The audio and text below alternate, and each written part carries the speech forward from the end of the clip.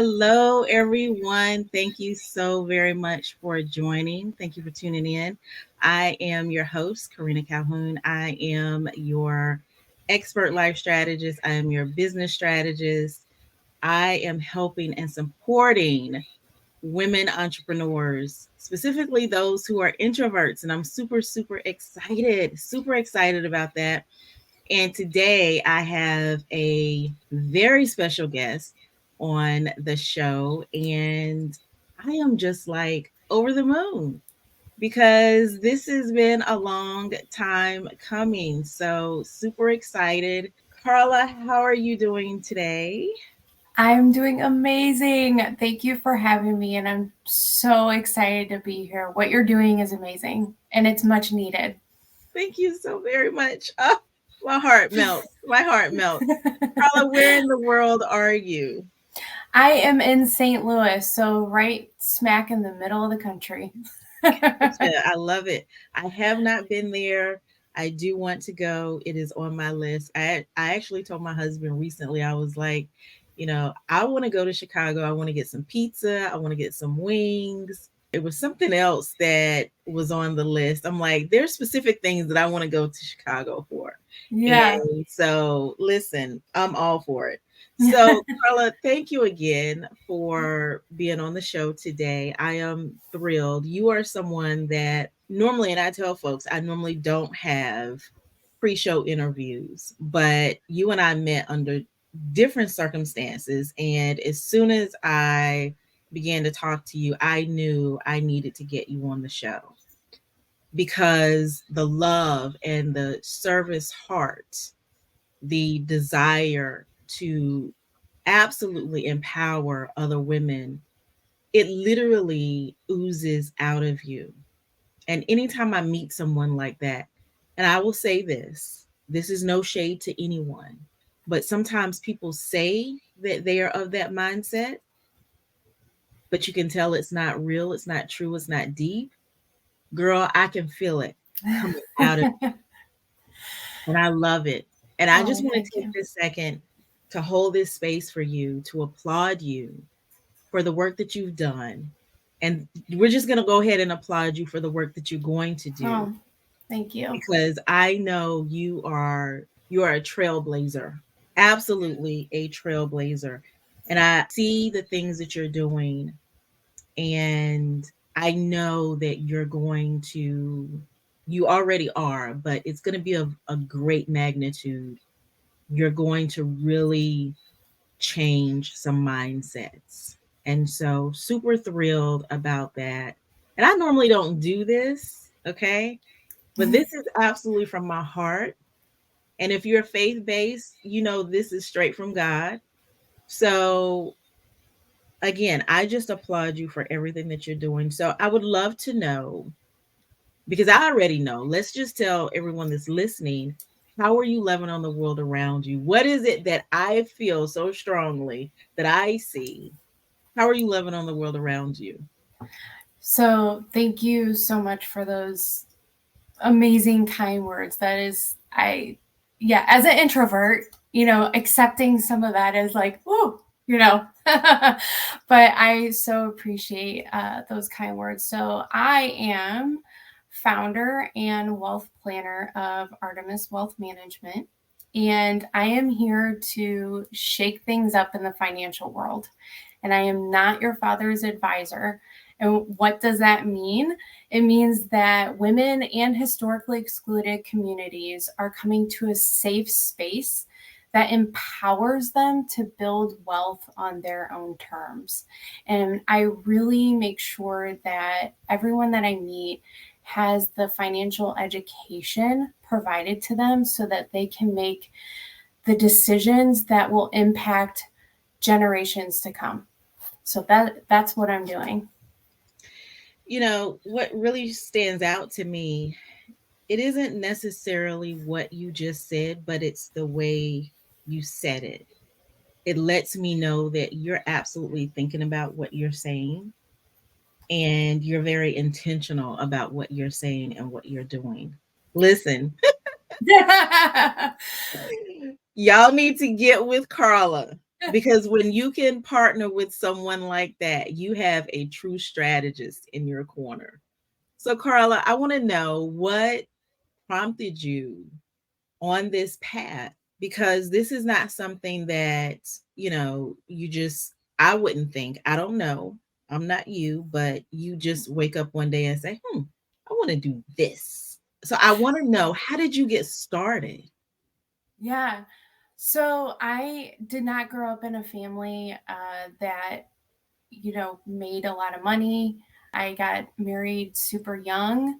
I was 20. And then we had a daughter at 20, and we had no money.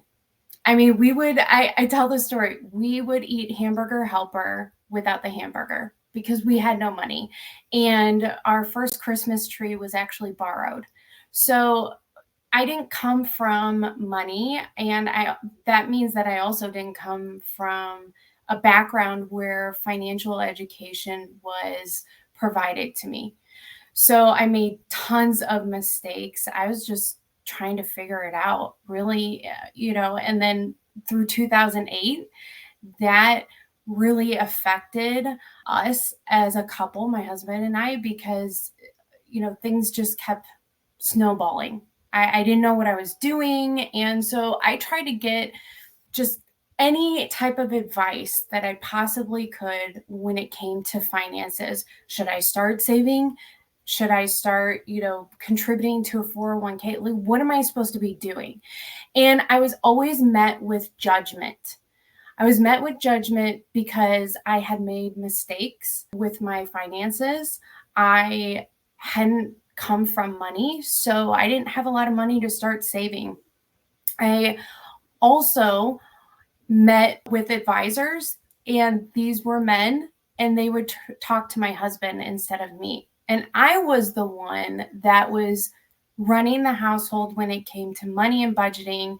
And I was the one that they should have really been talking to. So I remember all of these little things that happened throughout my life. Well, fast forward, I worked for Fortune 500 company, corporate America. I would travel around to stores and train people and educate people because I've always loved educating and empowering people. So I knew that I needed to move on from that space, but I didn't know what was in store for me. I had a family friend that came up to me and said, "Hey, you should be in the financial world because you love to educate and you like to also push boundaries and speak up for people that might not have a voice as loud as others." And I said, "You know what? That's not for me. I have no desire to be, crunching all these numbers." And at that point, I was better with money, but not perfect. Okay. And I stepped back and I thought to myself, you know what, though?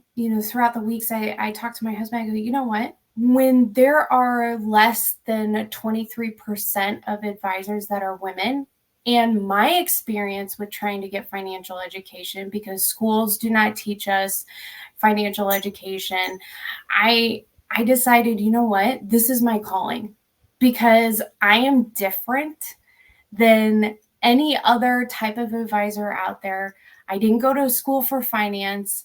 I really made sure that I was bringing education, though, to the table and compassion and empowerment, because I saw if I was empowered earlier on in life, where would my daughter be? Where would my family be? And I want to make sure that other women in other communities have that. So I got into the industry 10 years ago, and it's been a journey. I've loved it because I've been able to change the way that people experience financial education and working with an advisor. And so that has been my calling, and that's how I got into the industry. One thing that really stands out for me through this is that you knew that you were not 100% there financially, but you knew that you had grown since, things had really been bad. And so you made that decision to listen, I'm going to start right here from where I am and I'm going to move forward. And that's what happens when we take the hand of the next person with a servant's heart and we move forward. That is absolutely, when I think of you and I think of your clients, your potential client, I think of that being the case with you graciously, no judgment, taking their hand and walking along with them. And also the fact that, you had been in this male dominated, and listen, we don't male bash here. We're both married. We love our Yep, guys we so do. very much. And two things can be true at the same time. And we have experienced the male dominated culture in corporate America. And so I love that you're taking the stance and saying, I'm changing that culture with every step that I make. And it's ironic. I posted this morning on social media about, and you talked about being an introvert, how we have, women and introverts have been told time and time again that we have to play in business according to the male's perspective and the extrovert's perspective. And so I love that you're not, I don't see you pushing up against the grain. I see you literally barreling through it. Yes.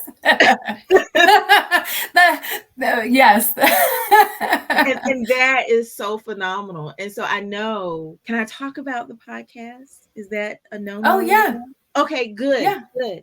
So tell us about the podcast. I have insider information. So I want you to talk about that because I'm super excited about it. And I want all of you that are listening here, I want you to go and follow her, subscribe, listen, because you're going to get some goodness. So talk about the podcast, talk about the name of it and what your aim is with this podcast. Yeah, so thank you. So my podcast, it's going to launch in 2024. It is called Not Your Father's Advisor. And I am trying to be providing education in all different areas of your life. So, not just we're going to talk about money. We have to talk about business. We have to talk about women taking care of themselves. We have to talk about, marketing ourselves if we're business owners. There's so many things that affect us and our money. So it's not just about, hey, this is how you budget. That's boring. I want us to have real conversations. We're going to be laughing. I'm a crier, so we'll be crying. And all the other emotions in between. And it's going to be where we support each other. And you're going to be able to come and hear true stories. And I'm going to open up more about my journey and talk about also the industry and how no one's perfect with their money and how you need to give yourself grace. And so that's my insight on the podcast. I love that. And I love how you said no one's perfect with money. And I've told this story before. I grew up in the 70s and my mom was really big on don't go get credit, don't use credit, you know, you can have it, but you've got to make sure you use it wisely. And she talked about having good credit, but she never showed us how to do that. She just said, don't do this, don't do that. And so, what did that make me want to do? It made me want to go and get it and immediately use it and immediately trash my credit. And even to this day, she has exceptional credit, has all my life. I mean, absolutely amazing. Just her financial, it is wonderful, but that never translated to being educating or, she never educated us. And this is no ding on my mom or anything like that. But Yeah. it just never translated to us. Mm-hmm. And so, this is breaking those norms, breaking those ideas and thoughts, those patterns for myself, because that was my experience. When my daughter graduated from high school, I educated her prior to that. So her graduation gift was almost 800 credit scores. It was between seven and 800 credit scores, but then also teaching her how to maintain it, because I knew that this was something that specifically in the Black community, it was not taught. And I know you talked about early on when we came on the show, you talked about those that historically don't have this education. So talk a little bit about that, because I absolutely love that you are bringing in, listen, we're all going to sit at the table and get this information. We're all going to stand and rise together. Yeah, absolutely. So other communities have a cultural way of talking about money. And I experienced, talking about money differently than someone else. But to your point, what I see in common is the education portion of the financial aspect.